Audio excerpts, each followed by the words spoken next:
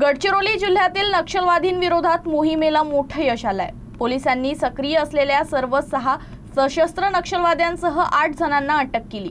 तर छत्तीसगडमधील 5 नक्षलवाद्यांनी आत्मसमर्पण केल्यानं गडचिरोली जिल्हा आता नक्षलमुक्त झाल्याचा दावा पोलिसांनी केला आहे।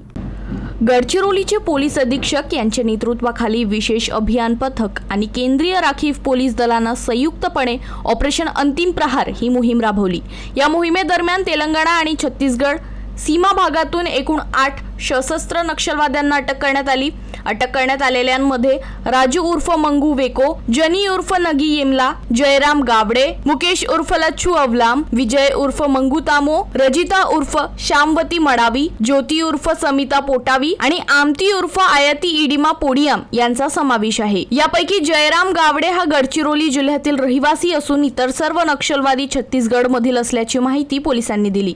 दरम्यान 5 नक्षलवाद्यांनी आत्मसमर्पण केलं असून त्यामध्ये मधु उर्फ राकेश वेदला, जीवन उर्फ जग्गू मडकाम, रजनी उर्फ दुर्गा ध्रुवा, मंगली कुरसाम आणि लक्ष्मी पुडेम यांचा समावेश आहे। या सर्व नक्षलवाद्यांवर मिळून 48 लाख रुपयांचं बक्षीस घोषित करण्यात आलं होतं।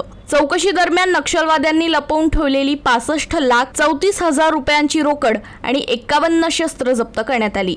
यामध्ये LMG, LSR आणि इसान्स रायफल्सचाही समावेश आहे। पोलिसांच्या माहितीनुसार मार्च नंतर गडचिरोलीतील कंपनी क्रमांक 10 मध्ये केवळ 6 सक्रिय सदस्य उरले होते। त्यापैकी एकानं आत्मसमर्पण केलं आणि उर्वरित 5 जणांना अटक करण्यात आल्यानं गडचिरोली जिल्हा आता पूर्णपणे नक्षलमुक्त झाल्याचा दावा पोलिसांनी केला आहे।